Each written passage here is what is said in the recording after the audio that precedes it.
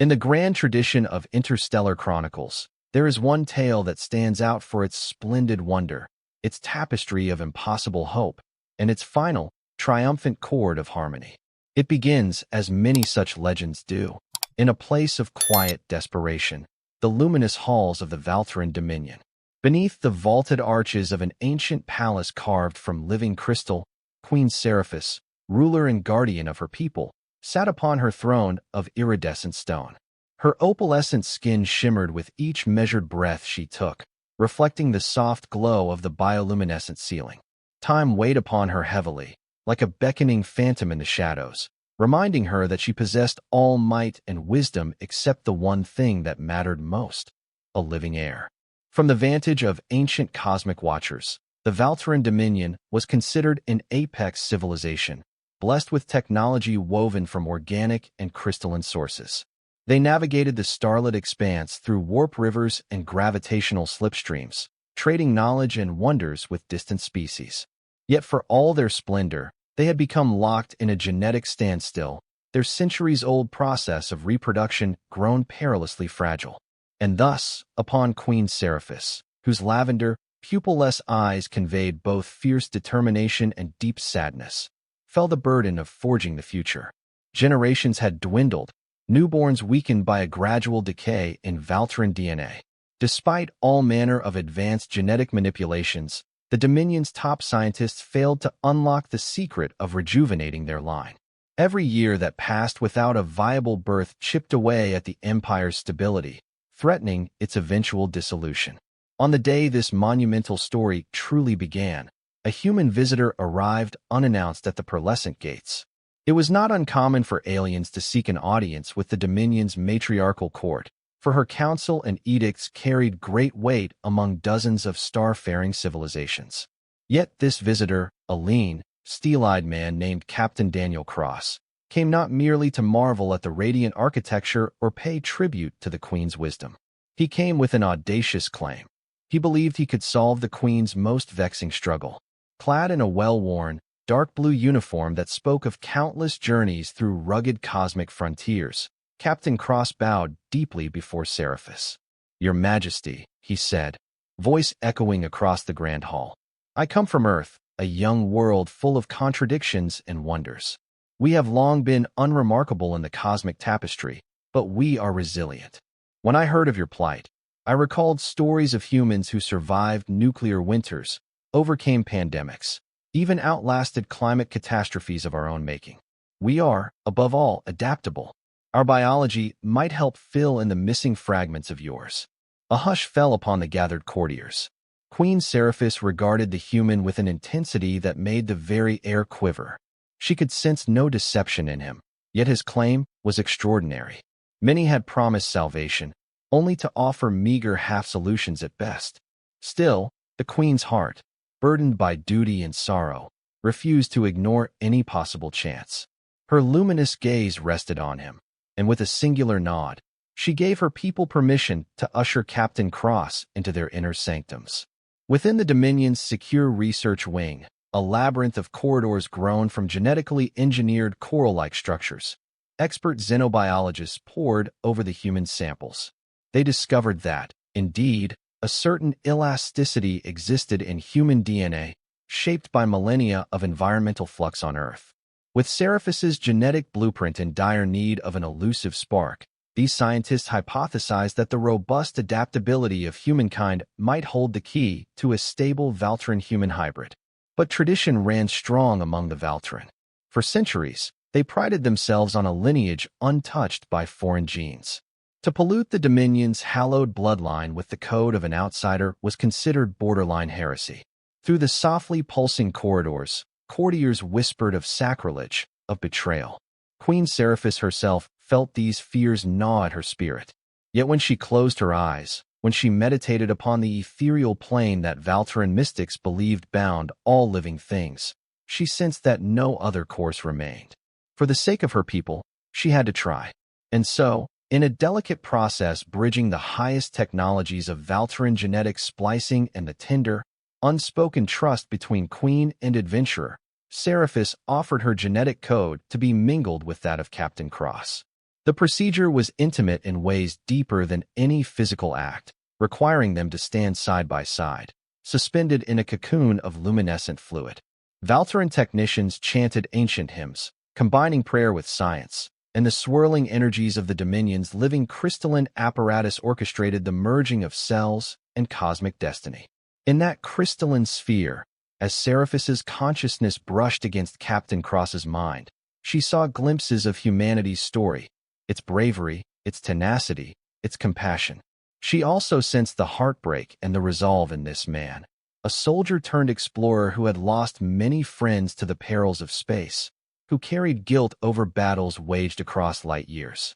Despite their differences in biology and culture, a subtle kinship formed. Thread by fragile thread, their genetic strands danced, fused, then resonated in harmony. The days that followed became a test of patience. The hybrid embryo, named Project Alien, after an old Valtaren word symbolizing hope, was carried in a specialized womb chamber. Transparent like polished glass, the womb chamber enabled scientists to observe the embryo's development, ensuring that any complications could be swiftly addressed. Queen Seraphis watched over it tirelessly, her austere dignity giving way to a glimmer of maternal warmth whenever she leaned in to see the tiny flicker of incipient life floating in a sea of bioluminescence. Yet despite the precautions, the first tremors of instability began to appear around the 10th day. Genetic meltdown threatened to unravel the embryo's delicate structure. The research team descended into a controlled panic, rushing to identify the cause, an anomaly in certain gene sequences that refused to stabilize. Seraphis, distraught, reached for Captain Cross. She asked him for solutions, anything that might align the child's development with the unyielding cosmos. His answer was equally desperate. They must attempt direct synaptic synchronization with the embryo, forging a mental bond through advanced psionic technology that some Valtaren mystics possessed. Across the centuries, only a handful of Valtarens had dared to attempt such a direct neural link with an unborn. It risked not only the embryo's life, but the mind of the one who sought the connection. Yet with no alternative on the horizon, Seraphis volunteered. If the child was her future, she alone must stand at the threshold of life and guide it to stable ground. On the appointed hour, within a quiet chamber illuminated by pulsing azure walls, Seraphis knelt before an ancient device, a circlet of shimmering metal dotted with living crystals. Placing the circlet upon her brow, she reached out her consciousness, guided by the Dominion's greatest psionic adept. The embryo, though but a speck of forming tissue, was more than mere cells. It contained possibility, potential, even a nascent awareness. Through that ephemeral bond, the queen felt the swirling chaos that threatened to tear the embryo apart. Like a mother cradling a frightened child, she offered calm, offered stability. The embryo's turmoil subsided, reorganizing itself around the firm embrace of Seraphis's essence. Meanwhile, Captain Cross stayed at her side, hand pressed gently to hers. He poured his own silent encouragement into her mind, bridging the gap between worlds. In that luminous swirl of shared consciousness, Seraphis felt the spark of humanity weaving through alien code, forging something entirely new, a pattern that could withstand both the cosmic radiations that had plagued the Valtaren lineage and the internal weaknesses that had led to so many stillbirths. At the end of that crucible, as Seraphis removed the circlet, she trembled with exhaustion, but the embryo stabilized. A hush of astonishment spread through the Dominion's science teams. A miracle had taken shape in their midst. With solemn pride, Seraphis placed a palm on the womb chamber's surface. Within, Project Alien glowed with a subtle inner light, as though it, too, recognized the bond that had saved it. The final weeks of gestation were not without further complications. Flickers of gene rejections flared up intermittently, sending scientists scrambling to adjust the womb chamber's nutritional feed or to refine the psionic lattice that kept the embryo calm. Yet each crisis was met with a resilience that stunned the researchers. The child, part human, part Valtaren, anchored by the unshakable will of its mother, grew stronger with every passing day. Finally, on the designated hour, the womb chamber opened. A tiny figure emerged, swaddled in glistening membranes that shimmered with refracted starlight. The child, Elian, opened eyes that were a soft blend of lavender hues with traces of earthly brown. The entire chamber rippled with an energy akin to joyous music, as if the living walls themselves heralded the infant's arrival. In the arms of the exhausted but radiant Queen Seraphis, Elian cooed softly, unaware of the titanic hopes and burdens riding upon her tiny shoulders. A new dawn broke over the Valtaren Dominion that day. Word spread through the city spires, from the lowest districts to the lofty council towers, that the Empress had finally borne a living child. Citizens gathered in streets grown from living stone, forming luminescent parades and chanting ancient songs that had not been heard in an age. Delicate moth-like creatures, bioengineered for centuries to beautify the capital, fluttered in swirling patterns high above the crowds, reflecting the brilliant glow of the Dominion's suns. The monarchy had an heir, and with that heir came the promise of renewal. Yet amid the triumph, voices of dissent persisted. Some denounced the child as a polluted hybrid, unfit to ascend the crystalline throne. Others feared the child's unpredictable powers, a mix of human adaptability and Valtaren telepathic potential. The High Council, ancient stewards of Dominion law, convened in an emergency session to deliberate the child's status. Seraphis, accompanied by Captain Cross, ventured before the council to stake her claim. Tall, regal, and with a certain weariness etched into her luminescent features, she stood at the podium carved from the same living crystal that undergirded the palace. Her words carried the gravity of centuries. She described the unending attempts to preserve the Dominion's bloodline, the near extinction they faced, and the last spark of hope they now held in the shape of a child who was both Valtaren and human. The council's members, robed in shimmering garments, exchanged cautious glances. Traditions that had guided the Dominion for eons weighed heavily upon them. Yet the crisis could not be ignored. Slowly, as if guided by some cosmic tide, the collective will of the council turned in Seraphis's favor. The child would be recognized as Princess Elian, heir to the Dominion. The council decreed that her dual heritage would be studied and understood, for it might hold the key to revitalizing the entire species. With that pronouncement, the palace erupted in jubilation, but not everyone joined the celebration. A faction of fundamentalists, led by High Priestess Lyasura, believed the child was an affront to the purity of the Valtaren race. Bound by millennia of sacred texts, they perceived the merging of alien genetics as a heretical defiance of cosmic order. In the gilded corridors of forgotten temples, Lyasura and her followers whispered of a prophecy that foretold the downfall of the Dominion should foreign blood infiltrate their line. Unaware of these growing shadows, Queen Seraphis devoted herself to nurturing Elian. She invited Captain Cross to remain in the palace, offering him quarters within the labyrinthine walls. A quiet closeness emerged between them, born of the momentous journey they had shared. Between the official ceremonies and council sessions, Seraphis often found herself confiding in Cross. In turn, he opened to her, sharing tales of Earth's history, the heartbreak of wars, the triumph of unity, and the unbridled spirit of discovery that fueled humanity's push into the stars. Meanwhile, Elian grew with remarkable speed. Human biology, shaped over countless generations to adapt and overcome, seemed to accelerate her early development. By her third year of life, the child already displayed intelligence surpassing older Valtaren children. She could speak both the melodic tongue of her mother's people and the varied languages of humankind. Her eyes, swirling with the faintest glimmer of starlight, hinted at latent telepathic abilities.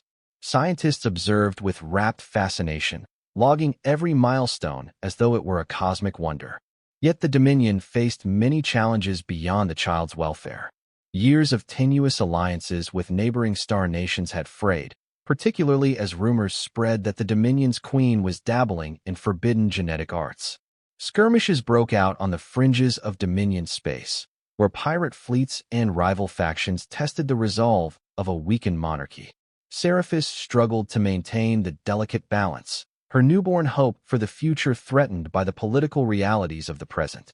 In response, the Queen sought counsel from her most trusted advisors, including Captain Cross, who had a wealth of experience navigating interstellar tensions. He proposed a diplomatic tour, with Seraphis and Elian at the forefront, to demonstrate the Dominion's continuing strength and underscore the new possibility for alliances. If the galaxy understood that the Dominion was not a stagnant empire clinging to dying traditions, but instead a civilization forging a bold new path, perhaps new trade deals and treaties could be formed. And so, with the child Elian safely tucked under the protective watch of Seraphis's elite guard, the royal entourage embarked on a journey to distant star systems. They visited the crystalline citadels of the Archon, forging an agreement to share advances in terraforming. They spent time among the aquatic enclaves of the Zelvari, who pledged to supply organic technology that could fortify the Dominion's fragile agricultural sectors. Everywhere they went, Elian's presence stirred both awe and curiosity. Her mixed heritage was visible in the luminous glow of her skin and the subtle human warmth in her expressions. At times, the prejudices of other species flared. There were ambassadors who whispered that Valtaren purity had been compromised, that such an empire was doomed to fall. Yet the shining example of Seraphis's unwavering resolve and the living testimony of Elian's vitality melted more hearts than it hardened. Over months of travel, new alliances began to blossom like unexpected flowers in a cosmic winter. Upon returning to the Dominion's capital, however, they found a sorrowful scene waiting. Rumors had taken root about a forthcoming coup. High Priestess Lyasara's fundamentalist sect had grown in numbers, fanned by fear and superstition. Under the banner of protecting the Dominion from alien influence, they planned to dethrone Seraphis and remove Elian from succession, claiming it was the will of the ancient gods. Secrecy cloaked their gatherings in the subterranean catacombs beneath the city, where flickering torches lit the austere, basalt pillars carved with archaic runes. Seraphis, though drained from her diplomatic excursions, stood resolute. She had faced the cosmic void and dared to bring new life into her realm.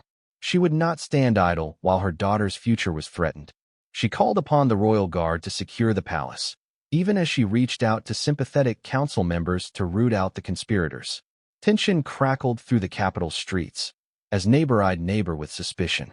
In an act of cunning, the conspirators moved to capture Captain Cross, identifying him as the outsider whose DNA had corrupted their queen. A nighttime raid on the wing of the palace where he resided nearly succeeded. But Cross, a veteran of countless battles, had grown cautious. He managed to subdue his attackers with a combination of stun grenades and martial skill, alerting the palace before more damage could be done. The following day, amid the swirling tapestry of fractal sunlight, Seraphis stood on the grand balcony overlooking the palace courtyard. Thousands of citizens had gathered, uncertain and anxious. Beside her stood Elian, eyes wide but brave, and on her other side, Captain Cross, his face set in fierce resolve. The Queen's voice rose clear and strong. "My beloved people, a shadow moves among us, one that would divide us and cast away the hope we have fought so hard to nurture. If we do not stand together in this moment, our dominion shall wither in fear." Her words resonated through the luminous architecture. To some, they carried the promise of renewal. To others, they stoked the fires of dissent. Slowly, the conspirators revealed themselves in the courtyard. High Priestess Lyasara, draped in ceremonial robes and flanked by armed zealots, stepped forward. She denounced the queen for her heresy, proclaiming the child a spawn of cosmic abomination. The tension erupted into a standoff. Palace guards clashed with zealots, their biolances humming with stored energy. Cries of alarm filled the air. In the confusion, Lyasara hurled a psychic assault toward Elian, harnessing old, forbidden magics tied to the Dominion's ancestral gods. A shockwave of fear rippled through the crowd as the child stumbled back, eyes clamped shut. Yet Seraphis, fueled by maternal fury, channeled the psionic power she had first tested in the womb chamber. She formed a protective barrier around her daughter. The wave of malevolent energy collided with that shield, sending arcs of light crackling across the courtyard. In that chaotic swirl of forces, Elian opened her eyes now glowing with a fierce luminescence. Instinctively, she reached out, merging her fledgling telepathy with her mother's. The combined force snuffed out Lyasara's assault, and a thunderous stillness settled over the courtyard. In that silence, High Priestess Lyasara wavered, her eyes filled with shock and a hint of awe. She had expected a fragile, abominable half-breed, not this radiant being who wielded both Valtaren telepathy and human adaptability with such natural grace. Sensing the tide of destiny turning, many of her followers laid down their weapons. Guards swiftly seized Lyasara, escorting her away. The rebellious faction had lost its momentum, leaving the Dominion shaken yet not broken. In the aftermath, Queen Seraphis declared a new era of unity.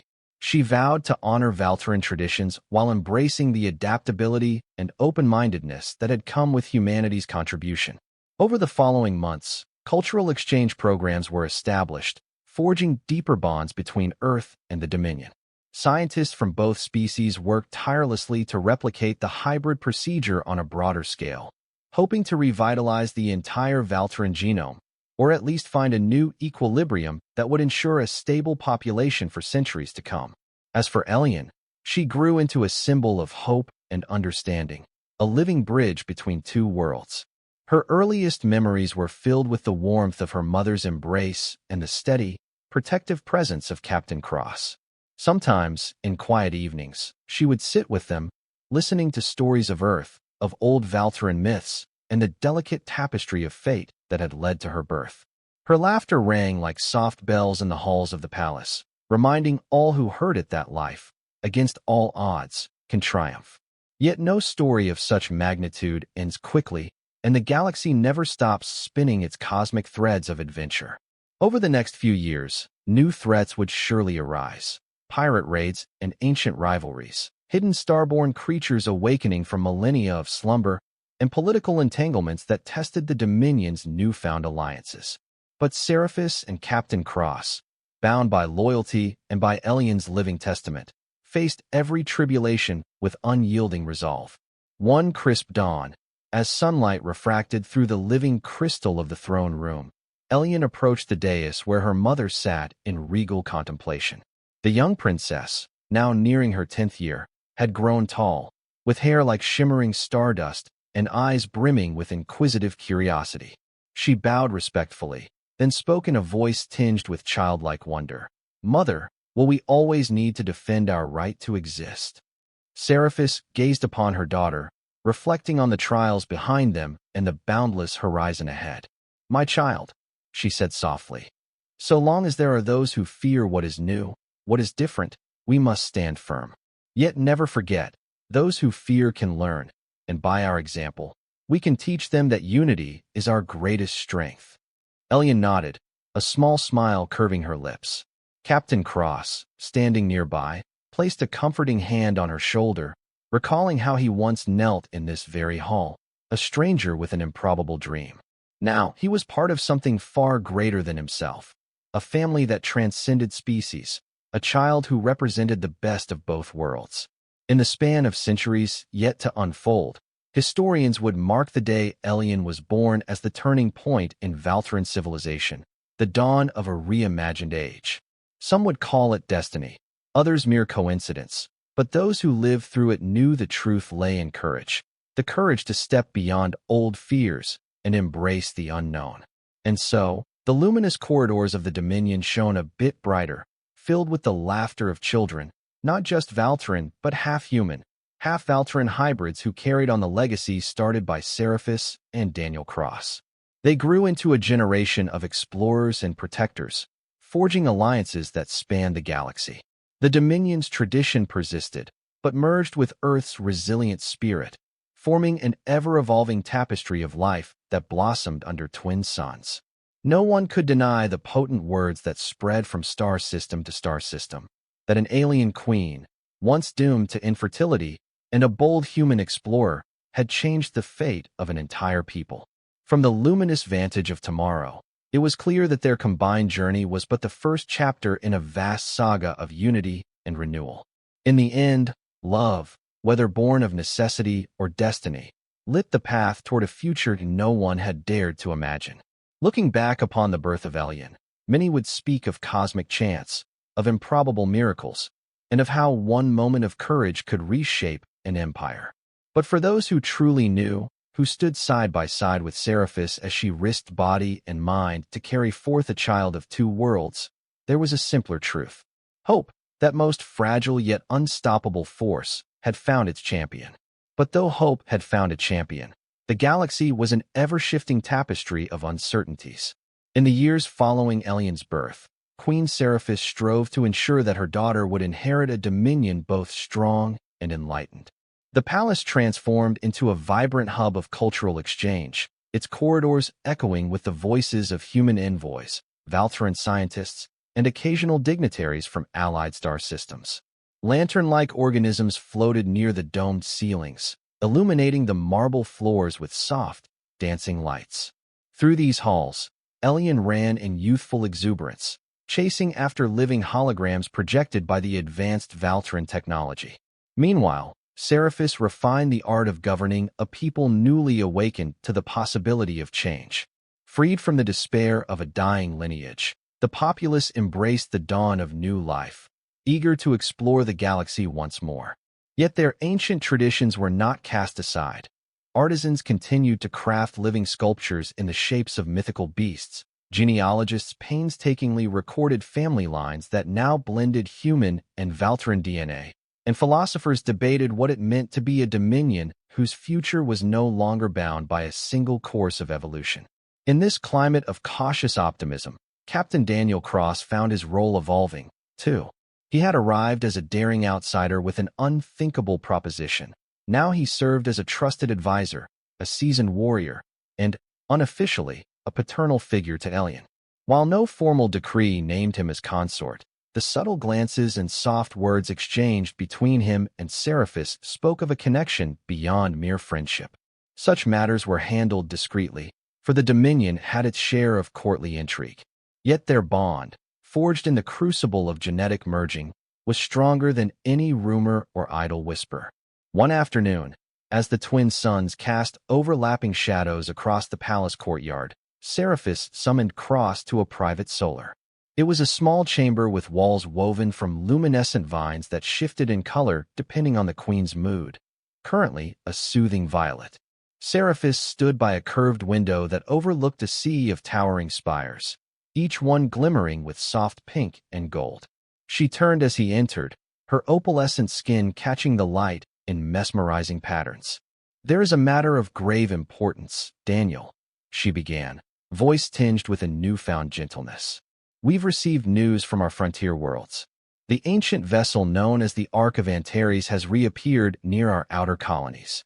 It vanished centuries ago, believed to be lost with all aboard. Now, it drifts silently on the fringes of our domain.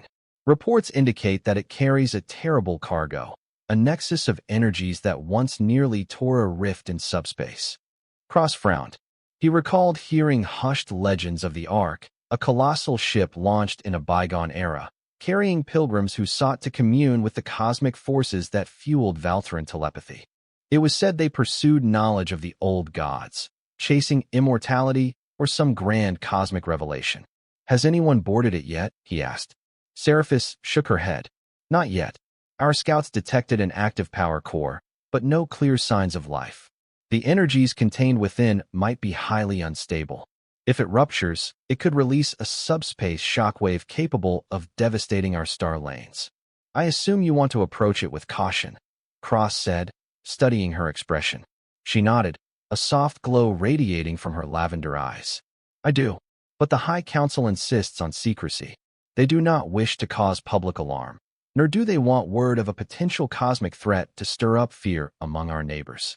If we mishandle this, it might provide a rallying cry for those who still resent our new alliances." Cross tilted his head. "Then we handle it quietly. Just you and me."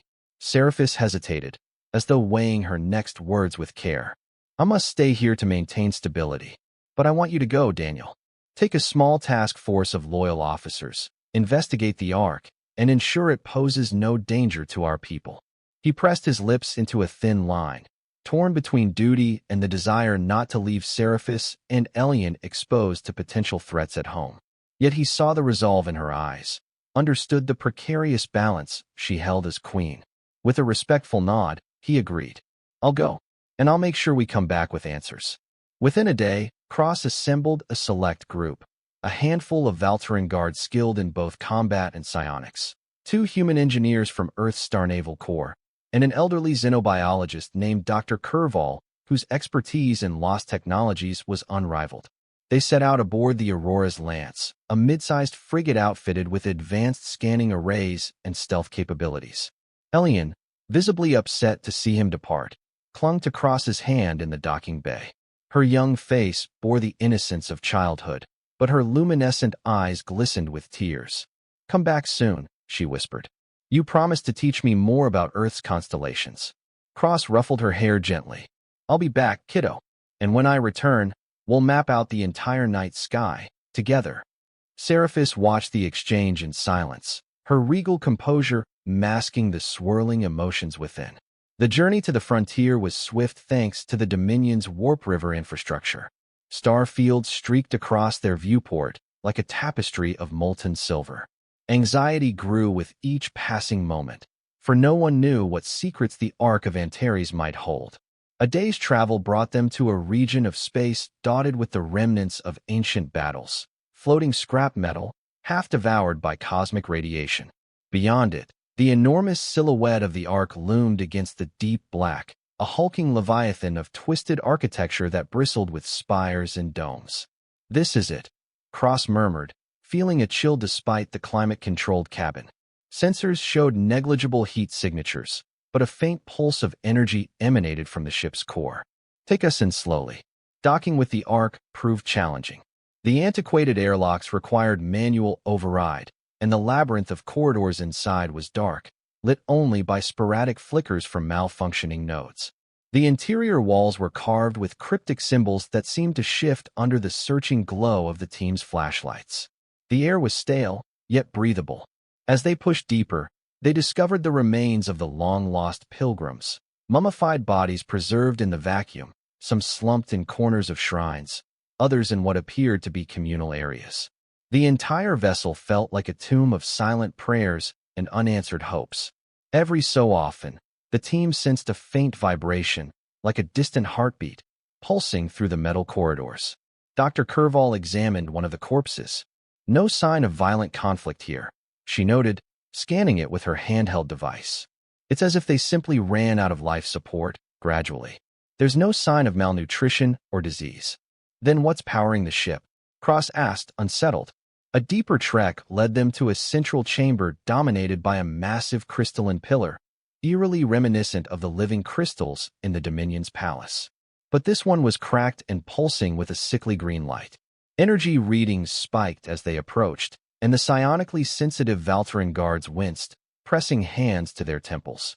Cross felt it too, a flicker of something invading the edges of his mind, a whisper from a long-forgotten entity. "This must be the Nexus," muttered one of the guards. "The pilgrims sought to harness the power of the old gods through these crystals. The legends said they wished to breach the boundary between our reality and the psionic plane." Cross stepped closer, heart pounding. The chamber floor was a mosaic depicting twisted cosmic shapes, swirling galaxies, and eyes that stared from the depths of unknown dimensions. In the center stood a pedestal where one might place offerings or perform rituals. A half-open codex lay upon it, pages inscribed with swirling Valtaren script. Though he could not read the language fluently, Cross recognized diagrams that resembled subspace fractures. Suddenly, the energy spike grew sharper, and the crystal's glow intensified. A low hum reverberated through the chamber, rattling the mosaic tiles.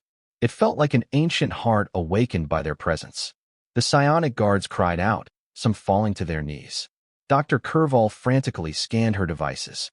"The crystal is overloading. If it breaches, it could tear a rift in subspace." Racing against time, they devised a plan: sever the crystal's main energy conduits, preventing a catastrophic release. Dr. Curval identified critical points along the pillar where small charges could disrupt the flow. But as they worked, the hum escalated into a piercing wail, and spectral shapes began to coalesce in the darkness. Echoes of the pilgrims, or perhaps the old gods they sought to commune with. A swirling apparition materialized before Cross, its form half formed from flickering starlight, half from translucent flesh. He heard it speak, not in words but in waves of emotion, longing, regret, a plea for deliverance. Realizing it was more a trapped memory than a malevolent entity, Cross steeled himself. "We'll free you," he whispered, though to whom or what, he could not say. With a final command, the team detonated the charges at the designated conduits. Light flared in a blinding flash. The crystal shuddered, releasing a cacophony of psionic shrieks, then gradually dimmed to a gentle glow. The swirling apparitions wavered, their forms dissolving into strands of luminescent mist. As the noise subsided, the oppressive weight in the chamber lifted, leaving only the echo of lonely corridors and a faint crystalline glimmer. "Energy levels are dropping," Dr. Curval reported, panting from the ordeal. "The nexus is stabilizing. I think we prevented the rift." "Good." Cross exhaled, feeling the adrenaline drain from his limbs. "Now let's get out of here." They returned to the Aurora's lance, hearts pounding from the close call. Cross sent a coded report to Seraphis, explaining the danger they had neutralized. The Dominion, for the moment, was safe from the Ark's malignant energies. Back at the capital, Seraphis welcomed them as heroes. She commended their bravery in the Hall of Triumph, awarding them ceremonial tokens of gratitude. Cross accepted his with humility, feeling only relief that his home away from home was secure. Elian practically leapt into his arms, burying her face against him in childish joy. The entire Dominion seemed to breathe easier now that the shadow of an ancient threat had passed. Yet in the days that followed, the aftermath of the Ark's rediscovery rippled through Valtaren society. Scholars pored over the recovered codex, gleaning insights into the old gods and the pilgrim's misguided quest. Religious factions splintered, with some condemning the Ark's meddling in forbidden powers, while others saw it as a cautionary tale reinforcing the need for spiritual humility. Queen Seraphis walked a fine line, using this moment to reiterate the Dominion's commitment to balanced progress. "We must not fear our past," she proclaimed in a public address, "nor must we blindly worship it. Let our knowledge serve life, not imprison it." Her words resonated, and for a time, unity prevailed.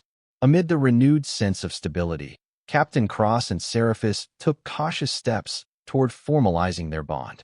A discreet ceremony was held in the palace gardens, surrounded by luminescent flora that blossomed under the gentle hum of starlight. Elian stood between them, beaming with pride as Seraphis placed an ornate circlet of entwined vines upon Cross's head, symbolizing his acceptance into the royal household. Though their union broke many centuries-old protocols, the High Council offered measured approval, acknowledging the living proof of their union's value. Elian herself, the child of two worlds, thriving and beloved. Their happiness was short-lived, however, for a new threat emerged on the Dominion's eastern border. Reports flooded in of an aggressive species called the Zil, previously neutral, who had begun encroaching on Valtaren colonies. Their swift warships seized outlying resource stations, displacing thousands of Valtaren citizens. Leading the Dominion's defensive efforts was Admiral Kales, a staunch traditionalist who had never fully accepted Seraphis's alliance with humanity. He viewed Captain Cross's newfound influence with suspicion, seeing in him a symbol of the Dominion's shift away from its pure lineage. However, Seraphis had no choice but to rely on Kales's naval expertise. Summoning him to the palace, she demanded to know the extent of the Zil threat. Kales, clad in a crisp uniform adorned with Valtaren insignias, bowed stiffly. "Your Majesty, the Zil have overrun 3 of our frontier stations. Their technology is formidable, and they appear to have some form of cloaking shields that render our early warning systems ineffective. My fleet is mobilizing, but we need more time, and possibly new tactics, to match them." Captain Cross stepped forward. "Perhaps we can adapt human stealth tech to counter their cloaking." Earth developed advanced resonance mapping for charting uncharted asteroids, which might detect them. Kales eyed him coldly. "Your techniques are untested in Dominion warfare, Captain. I would not risk a defeat because we tried to blend alien practices with our own." Seraphis interjected, her tone calm but firm. "We must consider every resource at our disposal. Our priority is the safety of our people. If Captain Cross's knowledge can give us an advantage, we will test it." Left with no further ground to protest, Kales grudgingly agreed to collaborate. Over the following weeks, a combined team of Valtaren engineers and human specialists labored day and night, to retrofit Dominion ships with resonance mapping sensors. The forging of this new technology was not seamless. Clashes arose over design principles, and the two sides often had to compromise. Yet gradually, a synergy developed. The product of their joint labor was the Dawnseeker, a prototype battleship outfitted with human resonance mapping arrays that could theoretically detect the Razil ships. When the Razil launched a second offensive against the frontier world of Seraphis, Admiral Kales took command of the Dominion fleet, with Captain Cross serving as a strategic advisor. The Dawnseeker spearheaded the defense, scanning space for distortions caused by cloaked vessels. A tense standoff ensued, with both sides maneuvering among asteroid fields that glowed faintly from the star's radiation. At a critical moment, the Dawnseeker's arrays caught a ripple of subspace disturbance, an entire Razil flotilla emerging from behind a cloaking barrier. Kales seized the opportunity, ordering a concentrated barrage. The suddenness of the Dominion's counterattack forced the Razil to retreat, their surprise advantage nullified. Euphoria swept the Dominion upon hearing the news. Seraphis commended both Kales and Cross for their joint victory, forging a tentative respect between the admiral and the human who had offered an unconventional but effective tactic. The Razil threat did not vanish overnight, but the Dominion had demonstrated that it would not be cowed. Alliances with neighboring powers strengthened, and Earth itself sent envoys to formalize a defense treaty. In the palace, life found a semblance of peaceful routine. Elian, now entering her adolescence, displayed ever-expanding telepathic abilities, tempered by Earth-born empathy. Tutored by psionic masters, she learned to focus her powers for healing and communication, rather than aggression. The young princess also became an ambassador of goodwill, traveling with her parents to sign new pacts and treaties across star systems. Many marveled at her dual nature, her regal bearing paired with human warmth and curiosity. Yet for all the progress and harmony, a subtle undercurrent of tension remained. Some Valtarans still whispered that the queen's lineage had been irreparably altered, that the acceptance of human blood heralded an inevitable unraveling of tradition. In back-alley lounges and shadowy enclaves, small cells of extremists conspired, though no single group seemed poised to challenge the monarchy again. At times, Seraphis would stand alone on a balcony high atop the palace, gazing at the spires that surrounded her. She would recall her own youth, spent in rigorous training for a throne she wasn't certain she desired, burdened by a prophecy that she must bear the next generation.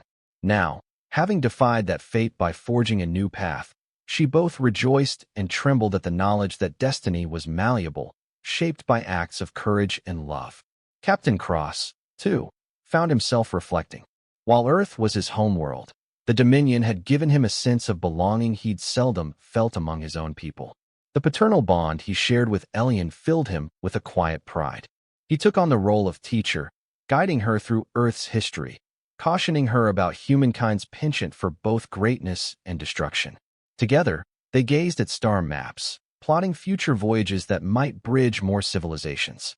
In the midst of relative calm, the Dominion prepared to celebrate its Great Convergence Festival, a once-in-a-decade event marking the alignment of its twin suns. The entire capital city thrummed with excitement. Millions gathered for the festivities, which included processions of living sculptures, ethereal concerts performed on crystal harps, and elaborate ceremonies honoring the Dominion's ancestors. Elian watched it all with wide-eyed wonder, absorbing the rich tapestry of her heritage. On the eve of the festival's climax, Seraphis decided that Elian was ready to participate in the sacred vigil, a dawn ceremony reserved for the royal lineage. Traditionally, it symbolized the monarch's acceptance of cosmic guidance for the Dominion's future. Elian, dressed in ceremonial robes woven from shimmering threads, followed her mother to the apex of a grand spire. A soft hush enveloped the crowd below as they looked up, anticipating the moment when the twin suns would unite in the sky. But as the first rays of dawn crested the horizon, a sudden tremor rippled through the spire. An explosion shattered the tranquil silence. Shockwaves flung shards of crystal into the air, and Seraphis grabbed Elian, shielding her as they were both knocked to the ground. Smoke billowed from a lower level of the tower, and the distant screams of panicked citizens rose in the plaza. Captain Cross, stationed nearby, rushed forward with the royal guard to assist. Elian, her telepathic senses jolted by the chaotic outbreak of fear, struggled to remain calm. In the melee, a group of cloaked figures emerged from the swirling dust, brandishing energy weapons. They advanced upon the queen and princess, their intentions darkly clear. Seraphis surged to her feet, regal authority blazing in her eyes. "Stop this madness," she roared, raising a hand to summon a protective psionic shield. The intruders fired, bolts of energy colliding with her barrier in bursts of colorful sparks. Elian, trembling but resolute, added her own power to her mother's shield. The synergy between them repelled the assailants' initial volley. Captain Cross engaged them in close combat, using a combination of advanced firearms and practiced martial skill. The royal guard pressed forward, outflanking the attackers. One of them hissed a vile curse in an old Valtaren dialect, vowing the Dominion would be purged of the abomination. Cross recognized that fanatical hatred from the days of High Priestess Lyasura. Though Lyasura remained imprisoned, her teachings clearly survived in hidden corners. Thanks to quick intervention, the attackers were subdued or fled, their sabotage thwarted before it could bring down the entire spire. In the aftermath, Seraphis knelt to comfort Elian, who trembled not with physical pain, but with the anguish of sensing so much hate. "Mother," Elian whispered, tears glistening, "why do they despise me so? Why do they call me an abomination?" Seraphis pressed a gentle hand to Elian's cheek. "Because they fear change, my child. Fear can twist minds, make them believe they must destroy what they cannot comprehend." The sacred vigil proceeded, albeit delayed, and under heavy guard. In a poignant moment at dawn's peak, the twin suns seemed to merge on the horizon, casting the entire capital in a golden radiance. Elian stood beside her mother, hand joined with hers, while Captain Cross observed from a respectful distance. The crowd below watched in silent reverence as the princess lifted her head to the sky, her eyes filled with both sorrow and resolve. The brilliance of the suns enveloped them, as if granting a celestial blessing. That evening, Seraphis convened an emergency council session. The infiltration by extremists on the most sacred day underscored a problem she could no longer afford to overlook. "We must do more than simply defend ourselves," she addressed the gathered advisors. "We must heal the schism within our people. Education, dialogue, and mutual respect. These are our shields against the venom of fear." Cross, speaking as both advisor and father, proposed a Dominion-wide initiative aimed at fostering unity. It would include mandatory cultural exchange programs, open forums for debate, and the establishment of a new body of law that protected not only the monarchy, but also the rights of every citizen, regardless of their biological heritage. Some council members balked at the radical scope of these proposals, but Seraphis stood firm. She reminded them that, without the infusion of human DNA, the Dominion would be on the brink of extinction. "The future of our race," she declared, "lies in embracing the currents of change, not damming them." While the Dominion's leadership wrestled with sweeping reforms, Elian found solace in studying both Earth's and Valtaren's spiritual traditions, seeking wisdom that might bridge the growing gap.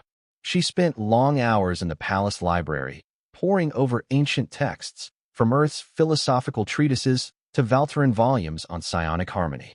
Gradually, a vision formed in her young mind, of a realm united not by blood, but by shared purpose and compassion. In time, Elian's voice became a beacon to many citizens who had harbored lingering doubts. Her sincerity and earnest desire to serve all citizens, Valtaren or hybrid, inspired a wave of empathy. She traveled from city to city, speaking in public squares, listening to the grievances and fears of her people. Regardless of one's stance, few could deny her authenticity. And slowly, the lines of division began to soften. But it was not enough to quell all hatred. A final confrontation loomed. Rumors circulated of an extremist rally in the Starport district, led by a zealous preacher claiming direct lineage from ancient Valtaren warrior priests.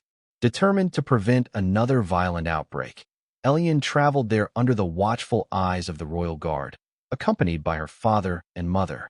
The massive Starport, a bustling hub of commerce and travel, seemed an unlikely stage for a confrontation, yet the tension in the air was palpable. A throng of agitators massed around a cargo area, brandishing signs and chanting slogans that cursed hybrids and denounced the queen. At the center stood a figure draped in ragged robes, eyes wild with fervor. The preacher's voice, amplified by a handheld device, echoed across the metal platforms. Our dominion has been corrupted by alien seed. The queen has broken her sacred vows. We stand at the brink of annihilation if we do not cleanse our bloodline. A contingent of armed followers flanked him, and beyond them, a sea of onlookers and curious passers-by. Elian, her heart pounding, stepped forth, ignoring her mother's protective arm. Calmly, she raised her voice so that all could hear. I am Elian, daughter of Seraphis. I am Valtaren, and I am also partly human. My existence is no curse. It is a testament to our will to survive, to evolve, and to unite. The crowd murmured. Some jeered, others listened. The preacher pointed an accusatory finger. Silence, abomination. We will not hear your lies. He beckoned to his followers, who brandished energy weapons. The starport authorities stood by, uncertain whether to intervene for fear of sparking open violence. Summoning the serenity she had cultivated through her psionic training, Elian continued, undeterred by the threat of violence. We all share this cosmos. Do you not see that we are stronger together? Look around at the ships in this starport, hailing from dozens of worlds. We have thrived by embracing the gifts of many cultures. Must we now sever ourselves from that which can save us? For a moment, the preacher's fanatical gaze seemed to waver. A hush fell over the crowd. Elian reached out telepathically, not to manipulate, but to convey empathy, a deep, resonant understanding of the preacher's fear. She projected images of her own struggles, of Seraphis's sacrifice, of Captain Cross's courage, and of a dominion that could stand proudly among the stars without succumbing to xenophobia or decay. The extremist's expression shifted from rage to confusion, then to something like sorrow. His followers hesitated, their weapons lowering ever so slightly. Sensing the window of opportunity, Cross and Seraphis stepped forward, reinforcing Elian's message.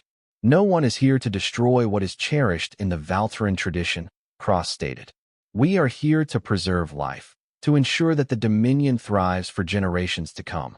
She is living proof that adaptation does not erase identity, but enhances it. Then, in a symbolic gesture that would be recounted for generations, Seraphis extended a hand to the preacher. The man stared at it, trembling with uncertainty. Slowly, he reached out, fingers barely brushing hers. The crowd watched, breath caught in collective anticipation. Finally, the preacher sank to his knees, tears streaming down his face, as if the weight of fanaticism had finally fallen away. Some of his followers followed suit, surrendering their weapons. Those who could not relinquish their hate vanished into the crowd, their influence diminished. In the weeks that followed, peace returned to the starport, and across the Dominion, acceptance of the hybrid future grew. The Queen and her family continued their tireless advocacy, both within and beyond the Dominion's borders. Trade routes expanded, new research into genetic revitalization progressed, and a sense of renewed purpose took hold in every aspect of Valtaren society. As for Elian, the ordeal only strengthened her resolve. She understood now that her role was far greater than merely inheriting her mother's throne. She was a living bridge, her very being forging connections between species, beliefs, and hearts. In time, she would ascend as queen, guided by Seraphis's wisdom and Cross's unwavering support. By then, the Dominion, once stagnating and fearful, had transformed into a beacon of unity among the stars. In the final chapter of this era, a grand convocation was held in the newly completed Celestial Forum, a massive amphitheater sculpted from seamlessly fused organic matter and crystal. Delegates from hundreds of worlds gathered, humans, Valtarans, and countless others, to witness a new charter be signed. The charter outlined a galactic accord promoting cooperation, scientific exchange, and peaceful coexistence. Elian, stepping into the spotlight, gave a speech that would echo through centuries. For too long, we have gazed at the stars and seen them as strangers.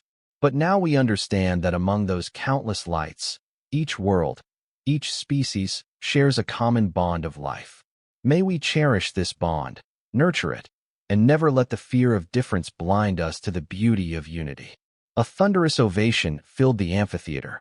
Queen Seraphis, standing near the dais, felt tears of pride glisten in her eyes. Captain Cross, by her side, gripped her hand gently, his heart brimming with paternal admiration for the remarkable young woman Elian had become. Thus did the story reach its conclusion, or rather, its joyous beginning. A realm once doomed by infertility now blossomed in hope, guided by the legacy of a queen and a human who dared defy cosmic fate.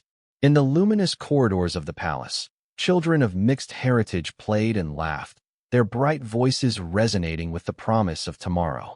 And when these children asked how it all came to be, elders would tell them of Queen Seraphis, Captain Daniel Cross, and a child named Elian, born of two worlds, who changed everything. And so, in the soft glow of countless stars, the Dominion looked forward, unafraid of what horizons lay beyond. Indeed, they had learned that in unity, in adaptation, in love, there was always room for new beginnings. The twin suns continued their celestial dance, shining upon an empire renewed and a galaxy ever more connected. Yes, at last, after so many trials, the Valtaren Dominion's story stood as a testament to the triumph of hope, and it ended with the gentle warmth of a happily ever after.